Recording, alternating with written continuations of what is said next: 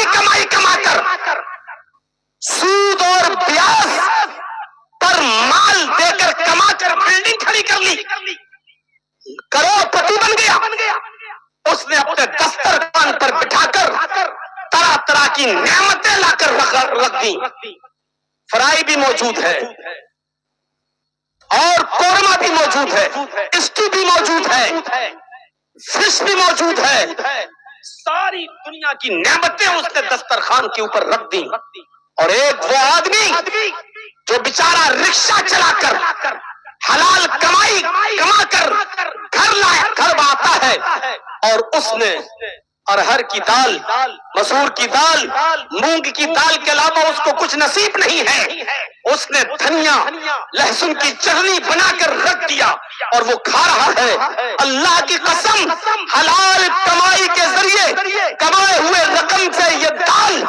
اس کروڑوں اور لکھپتی اور کروڑپتی آدمی کی ہزار نعمت سے بہتر ہے، ہزار نعمت سے بہتر ہے۔ اس کا جھوپڑی والا مکان اور اس کا جھوپڑی والا گھر اس کی بلڈنگ سے لاکھ نہیں کروڑ گنا زیادہ بہتر ہے، اس لیے کہ اس میں غریبوں، مزدوروں، بے بسوں اور مجبوروں کے خون کی کمائی اس میں لگی ہوئی ہے، اور اس نے اپنے پسینے کی کمائی سے اپنی جھوپڑی بنائی ہے۔ یہ دونوں، اس کی جھوپڑی اور اس کی بلڈنگ برابر نہیں ہو سکتی ہے۔ تمہاری نظر میں بلڈنگ تھوڑی دیر کے لیے اچھی لگ سکتی ہے، لیکن اللہ کی نظر میں جو مقام اس جھوپڑی کا ہے وہ اس بلڈنگ کا نہیں، دونوں برابر نہیں ہو سکتے، ہو ہی نہیں سکتے دونوں برابر۔ اس لیے کہا، بات تھوڑی سی آگے نکل گئی، اس طرف چلے گئے، ان اکرمکم عند اللہ اتقاکم، بڑا وہ ہے جو اللہ سے سب سے زیادہ ڈرتا ہے، بڑا وہ نہیں ہے جو بہت پیسے والا ہے۔ دیکھ رہے تھے گورنر کی گورنری دھری کی دھری رہ گئی، اور ایک معمولی غریب آدمی جو پھٹا ہوا احرام پہنے ہوئے تھا اس کا جواب نہیں دے سکے۔ اللہ کی نظر میں یہ آدمی بڑا ہے، وہ بڑا نہیں ہے۔ حضرت بلال کو بڑے پیسے والے اپنی بیٹی دینے کے لیے تیار ہو گئے، بڑے بلال تھے، یہ پیسے والے بڑے نہیں۔ ہمارا معیار الگ ہو سکتا ہے سوچنے اور سمجھنے کا، لیکن شریعت نے جو معیار بتایا ہے وہ الگ معیار ہے، وہ بات ہی الگ ہے۔ تو ساری دنیا کے لوگوں کو آپس میں کہا کہ بھائی بھائیو، لیکن مسلمان کے ساتھ خصوصی رعایت کرتے ہوئے فرمایا کہ انما المؤمنون اخوہ، مومن سب بھائی ہیں، ایمانی رشتے سے۔ اب دیکھیے، آپ کا اپنا بیٹا اور پڑوس میں رہنے والے ایک آدمی کا بیٹا، ہمدردی تو ہو سکتی ہے آپ کو اس سے۔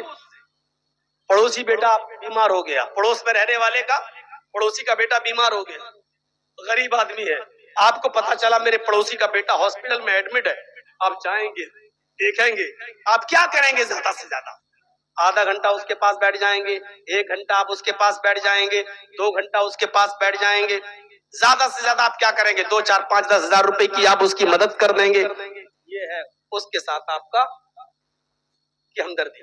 لیکن آپ کا اپنا بیٹا اگر بیمار ہو جائے تو، آپ کا سگا بیٹا اگر ہاسپٹل میں ایڈمٹ ہو تو آپ اپنے سگے بیٹے کے لیے کیا کریں گے؟ آفس چھوڑ دیں گے،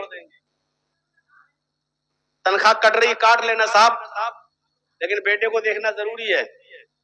24 گھنٹے بیٹے کے پاس بیٹھیں گے، پڑوسی کے بیٹے کو 2 4 5 10 ہزار دے دیں گے، لیکن آپ کے بیٹے پر اگر 2 لاکھ 5 لاکھ بھی خرچ ہو رہا ہو تو آپ اپنی تجوری کا منہ کھول دیں گے اور اپنے بیٹے کے علاج کے لیے آپ سونا چاندی زیور سب بیچ کر آپ اس کا علاج کرائیں گے۔ کیوں؟ کیونکہ یہ آپ کا سگا بیٹا ہے۔ اس کا یہ مطلب نہیں کہ پڑوسی کے بیٹے سے آپ کی نفرت ہے۔ اسی طریقے سے قرآن نے کہا ایمانی رشتے سے سارے مومن آپس میں بھائی ہیں۔ اس کا یہ مطلب نہیں کہ دوسرے لوگوں کو یا ہندو اور عیسائیوں سے نفرت کی جائے اور یہودیوں سے نفرت کی جائے، اس کا مطلب نہیں ہے۔ اپنوں سے کچھ زیادہ ہی ہمدردی ہوتی ہے اور سب کو ہوتی ہے، یہ فطری چیز۔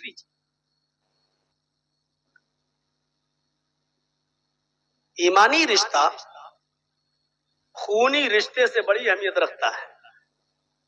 ایک بات سن لیجیے، ایمانی رشتہ خونی رشتے سے زیادہ اہمیت رکھتا ہے. آج سن لیجئے گا، قیمتی بات بتلا رہا ہوں آپ کو. ایمانی رشتہ. کسی نے کہا اشہدو ان لا الہ الا اللہ واشہدو ان محمدن عبدہ ورسولہ، اب وہ آپ کا ایمانی بھائی بن گیا. ایک بھائی آپ کا وہ ہے جو کافر ہے، جو اسلامی نہیں لا رہا ہے. تو اب آپ کی نظر میں جو اہمیت اس ایمانی رشتے والے ایک مسلمان کی ہونی چاہیے، وہ اہمیت سگے بھائی کی نہیں ہونی چاہیے. وہ کافر، اس نے کلمہ نہیں کہا. اور ایک مثال دیتا ہوں بہت زبردست، بخاری کی روایت سے. جنگ بدر ہوئی. جنگ بدر، اور جنگ بدر میں 70 کافر مارے گئے اور 70 ہی قید کر لیے گئے. اور سننا میں جو بتا رہا ہوں بہت اچھی بات آپ کو پتا چلے گی. 70 کافر قید کیے گئے. ان 70 کافروں میں ایک کافر ہے جس کا نام ہے عدی ابن عمیر. عدی ابن عمیر کافر ہے. یہ ابو جہل کا ساتھ دے رہا تھا جنگ بدر میں. اور اسی کے ایک بھائی ہیں، سگے بھائی، ان کا نام ہے مصعب ابن عمیر. مصعب ایک صحابی ہیں. یہ اللہ کے رسول کا ساتھ دے رہے تھے جنگ بدر میں. سگے بھائی، عمیر کے 2 بیٹے، ایک کا نام عدی، ایک کا نام مصعب. مصعب نبی کا ساتھ دے رہے ہیں جنگ بدر میں، اور عدی ابو جہل کا ساتھ دے رہا ہے جنگ بدر میں. یعنی عدی کافروں کی طرف سے لڑ رہا ہے اور مصعب مسلمانوں کی طرف سے لڑ رہے ہیں.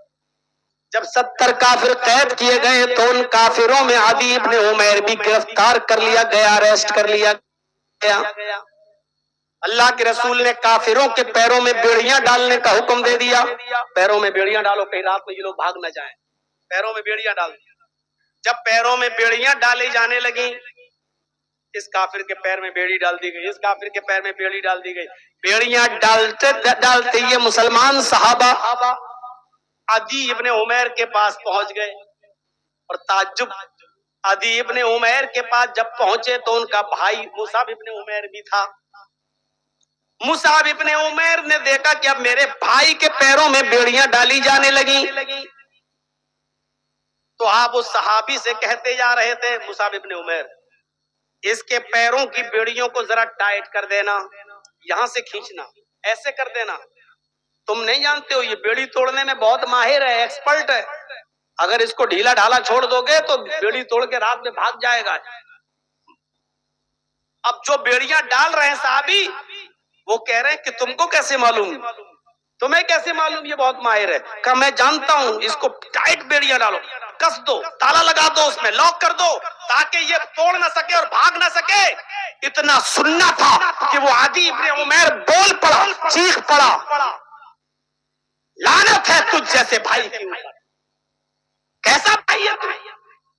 شرم نہیں آتی تجھے؟ تیرے سگے بھائی کے پیروں میں بیڑیاں ڈالی جا رہی ہیں اور تو کہہ رہا ٹائٹ باندھ دو، تالا کس دو، یہاں سے ٹائٹ کرو تاکہ رات میں بھاگ نہ پائے. تو مشورہ دے رہا ہے؟ کیسا تو عمیر کا بیٹا ہے؟ کیسا تو میرا بھائی ہے؟ شرم آنی چاہیے تجھے. عدی نے جب یہ جملہ بولا تو مصعب ابن عمیر چیخ پڑے اور کہا خاموش، چپ. آپ اس کی پیروں کی بیڑیوں کو ٹائٹ کرو، اس کو بولنے تو جو بول رہا ہے، ٹائٹ کرو. عدی پھر کہتا ہے لعنت ہے تجھ جیسے بھائی کے اوپر. مصعب ابن عمیر نے کہا کون بھائی؟ عدی نے کہا تو میرا بھائی نہیں ہے. مصعب ابن عمیر نے کہا نہیں، میں تجھے اپنا بھائی نہیں مانتا. کیسا بھائی؟ کون بھائی؟ عدی نے کہا کیا تیرا باپ عمیر نہیں ہے؟ کیا تیری رگوں میں عمیر کا خون نہیں دوڑ رہا ہے؟ مصعب ابن عمیر نے کہا کہ میرا باپ عمیر ہے، میری رگوں میں میرے باپ کا خون دوڑ رہا ہے، یہ سب صحیح ہے. تیری رگوں میں بھی میرے باپ کا خون دوڑ رہا ہے، یہ بھی صحیح ہے. میرا باپ بھی عمیر ہے، تیرا باپ بھی عمیر ہے، یہ صحیح ہے، لیکن میں تجھے اپنا بھائی نہیں مانتا. جاؤ. عدی نے غصے میں پوچھا پھر تیرا بھائی کون ہے؟ اگر میں تیرا بھائی نہیں ہوں تو پھر تیرا بھائی کون ہے؟ मुसाब इब्न उमैर जवाब देते, मेरा भाई वो है जो तेरे पैरों में बेड़ियां टाइट कर रहा है, जो तेरे पैरों में बेड़ियां डाल रहा है, ये मेरा भाई इसलिए मेरा भाई है क्योंकि इसने कलमा पढ़ा है, अशहदु अल्ला इलाहा इल्लल्लाह व अशहदु अन्ना मुहम्मदन अब्दुहु व रसूलुहु। ये मेरा ईमानी भाई है। मैं इस भाई को जो मकाम और जो दर्जा देता हूं तुझे नहीं देता। सगे भाई को वो दर्जा नहीं दिया जो एक ईमानी रिश्ते से जो भाई थे सहाबी, उनको अपना भाई माना। ये ईमानी रिश्ता खूनी रिश्ते से ज्यादा अहमियत रखता है।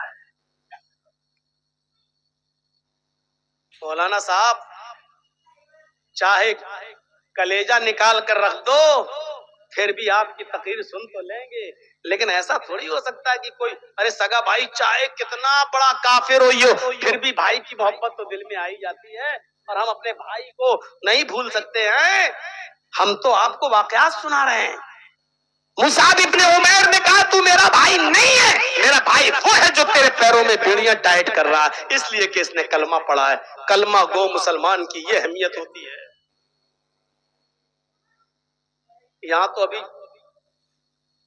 ये कितना मजमा बैठा हुआ है यहाँ माशाअल्लाह, लेकिन इनसे पूछो क्या कलमा गो भाई की इज्जत करते हो? लड़ाई झगड़ा तो नहीं है। अगर हाथ उड़वाए जाएं कि ऐसा कोई आदमी है जो किसी से न रिश्तेदारों से न किसी मुसलमान से जिसकी कोई दुश्मनी ना हो, कोई झगड़ा ना हो, अगर यहाँ हाथ उड़वाए जाएं तो मैं समझता हूं कि शायद कोई एक भी बाकी रहे, हम मौलवियों में से भी कोई बाकी नहीं रहेगा। शायद हाथ उठाने में जर्जी साहब भी पूरे ना हो, हम भी सोचने में पड़ जाएं कि कौन दुश्मन है। होगा, ऐसा होगा, फिर हमारा दिमाग जाएगा कि हाँ हमें जो मौलवी जेल पहुंचाया था वो तो है ही हमारा मुखालिफ। कौन होगा ऐसा जो ये कह सके कि मैं किसी मुसलमान से दुश्मनी नहीं रखती? मुसलमान तो छोड़ो, रिश्तेदारों से हम सोचिए दुश्मनी की बुनियादें क्या होती हैं? थोड़ी सी दौलत के लिए आप रिश्ते खराब कर लेते हो, ताल्लुकात बिगाड़ लेते हो। मेरे प्यारे साथियों, अगर आपके ऊपर किसी ने जुल्म ज्यादती की है, आप पावर में नहीं है, ताल्लुकात आप खराब कर लेते हैं, लेकिन आप पावर में नहीं है, आप सोर्स वाले नहीं है, आप सह के रह जाते हैं। आपको एक दुआ बतलाता हूं, इस दुआ को मेरे भाइयों पढ़ते रहा करो। अल्लाह रब्बुल आलमीन आपकी मदद करेगा, अल्लाह रब्बुल आलमीन आपका सहारा बनेगा। अल्लाह के नबी सल्लल्लाहु अलैहि वसल्लम सजदे में जाते थे, और जब सजदे से उठते थे तो दूसरा सजदा करने से पहले दोनों सजदों के बीच में एक दुआ पढ़ते थे, रब्बिग़फिरली। ये 2 बार दुआ पढ़ते थे, उसके बाद दूसरा सजदा। बाज़ रिवायतों में आता है कि आप ये दुआ भी पढ़ा करते थे। बाज़ मुहद्दिसीन ने उसकी सनद को ज़ईफ करार दिया और बाज़ ने उसको हसन का दर्जा दिया है, लेकिन ये दुआ भी हमें और आपको पढ़ लेना चाहिए। रब्बिग़फिरली तो मुस्लिम में आई है, और दुआएं जो है वो सुनन अरबा की रिवायतों में मौजूद हैं। ये दुआ पढ़ो और ये दुआ दोनों सजदों के बीच में पढ़ा करो। अल्लाहुम्मा ग़ुफ़िरली वरहमनी वहदीनी वआफ़ीनी वरज़ुक़नी। एक और हदीस में आता है कि अल्लाह के नबी इसके बाद एक जुमला और पढ़ा करते थे, वो जुमला होता था वजबुरनी। एक और तीसरी हदीस में आता है कि अल्लाह के नबी सल्लल्लाहु अलैहि वसल्लम इसके बाद एक और जुमला पढ़ लिया करते थे, और वो जुमला है वरफानी। अब पूरी दुआ यूं हुई, अल्लाहुम्मा ग़ुफ़िरली वरहमनी वहदीनी वआफ़िनी वरज़ुक़नी वजबुरनी वरफानी। इस दुआ के तर्जमे पर गौर غور کرو میرے بھائیو. اللہم اغفر لی، اے اللہ میں اپنے گھر پہ رہتا ہوں گناہوں کی دلدل میں پھنسا رہتا ہوں، بازار جاتا ہوں تو گناہوں کی دلدل میں پھنسا رہتا ہوں، دکان پہ بیٹھتا ہوں تو دکان پر جھوٹے کاروبار ہوتے رہتے ہیں، دن بھر میں 130 مرتبہ جھوٹ بولنا پڑتا ہے. اے اللہ میں بہت گناہگار ہوں، اے اللہ گناہ کر کر کے ہم نے اپنے آپ پر ظلم کیا ہے، اے اللہ کہیں ہم جہنمی نہ ہو گئے ہوں. اللہم اغفر لی، اللہ تو میری مغفرت فرما دے.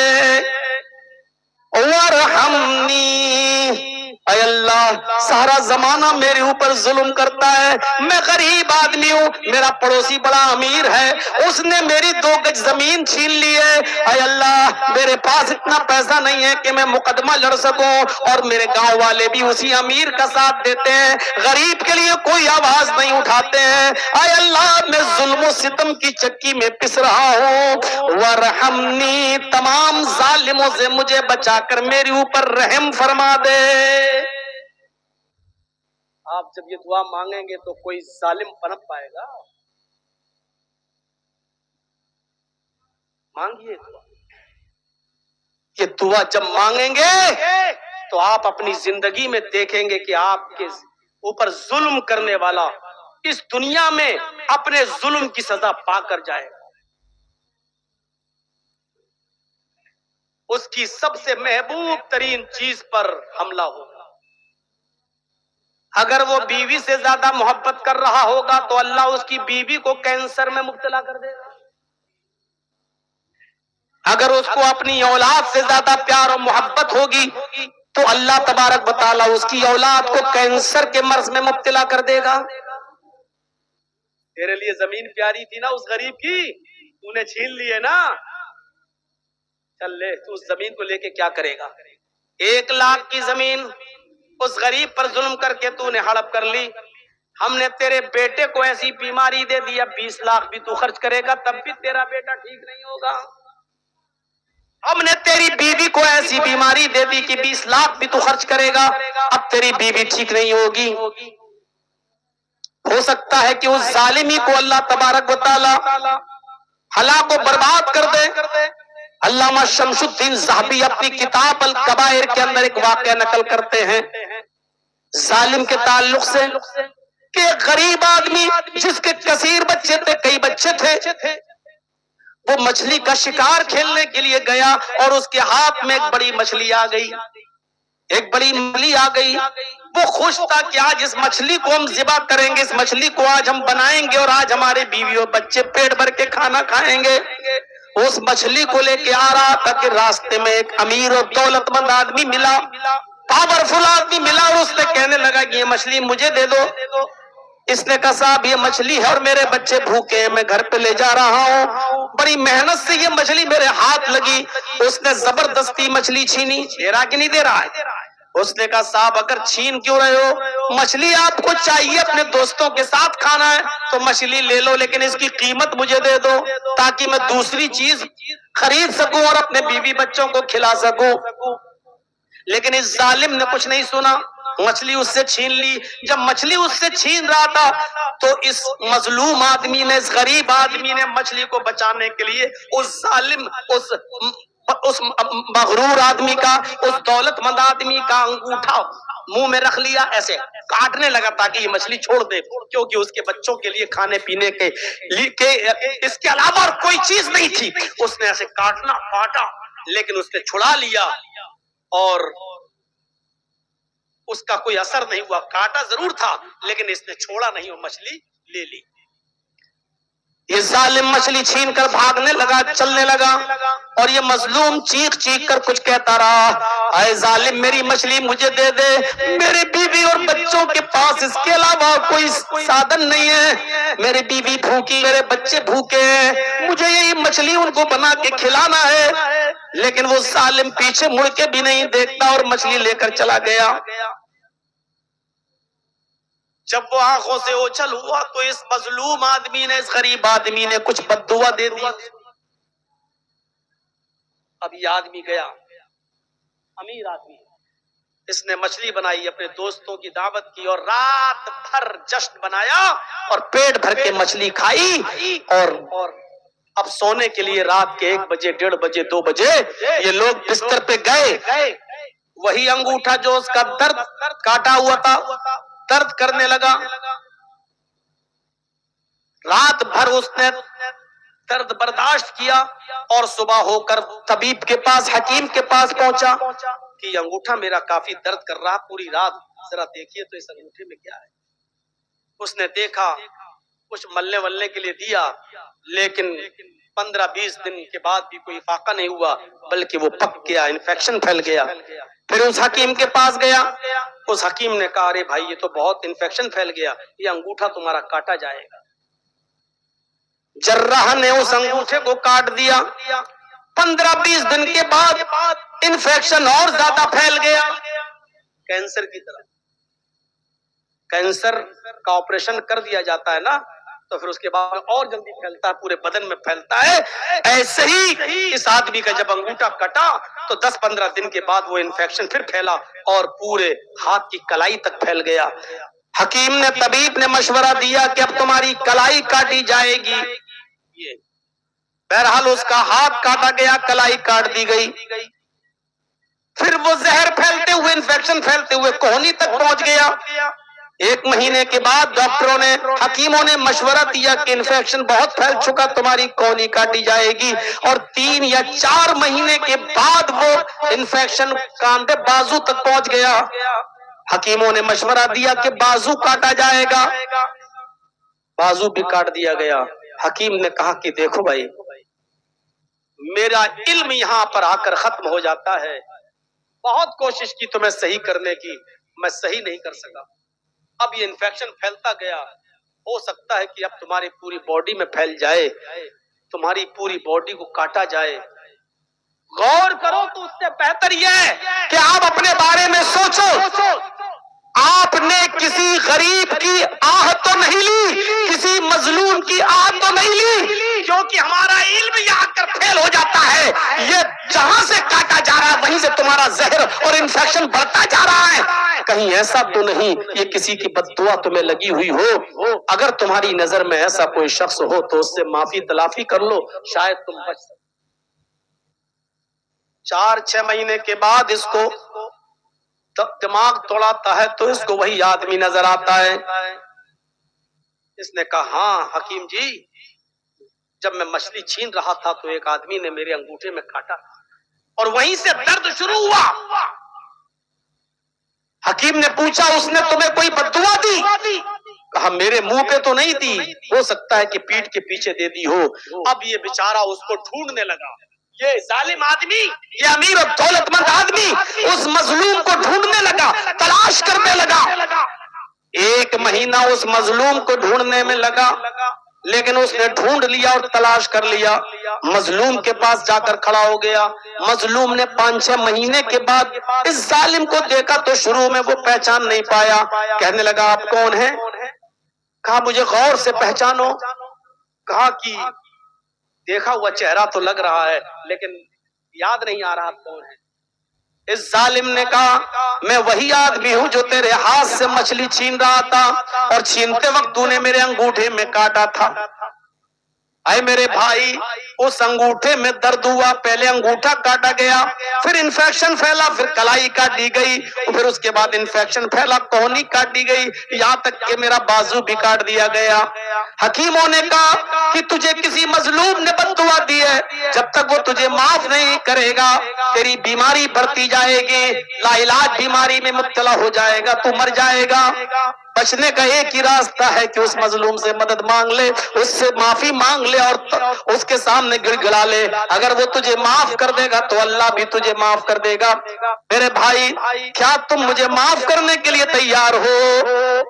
اس مظلوم کی آنکھوں میں آنسو آ گئے، اس مظلوم کی آنکھوں میں آنسو آ گئے اور اس نے اس ظالم کو اپنے سینے سے لگایا اور کہا کہ میرے بھائی میں دل سے تمہیں معاف کر رہا ہوں، مجھے نہیں معلوم تھا کہ میری بد دعا سے تمہیں یہ تکلیف پہنچ جائے گی، میں نے غصے میں بد دعا دے دی تھی، اس لیے کہ میرے بچوں کے لیے کھانے کے اس مچھلی کے علاوہ کوئی دوسری چیز نہیں تھی، اس لیے میری زبان سے بد دعا نکل گئی تھی۔ اس ظالم نے پوچھا تم نے کون سی بد دعا دی تھی؟ کہا میں تمہیں دیکھتا رہا، چیختا رہا، چلاتا رہا کہ شاید تم لوٹ کر آؤ اور مجھے میرے چلی مچھلی واپس کر دو، لیکن جب تم لوٹ کر نہیں آئے اور آنکھوں سے اوجھل ہو گئے، غائب ہو گئے، تو میں نے کہا اللہ اس ظالم کو ایسی عبرتناک سزا دے، اس ظالم کو ایسی عبرتناک سزا دے جو تمام لوگوں کے لیے نشان عبرت بن جائے، تمام لوگوں کے لیے نشان عبرت بن جائے، اور اس کو دیکھ کر پھر کوئی ظالم کسی مظلوم پر ظلم نہ کر سکے۔ میری زبان سے یہ بد دعا نکلی تھی، لیکن مجھے نہیں معلوم تھا کہ اللہ اس کو قبول کر لے گا۔ میں تمہیں دل سے معاف کرتا ہوں، اور دل سے اس نے معاف کیا۔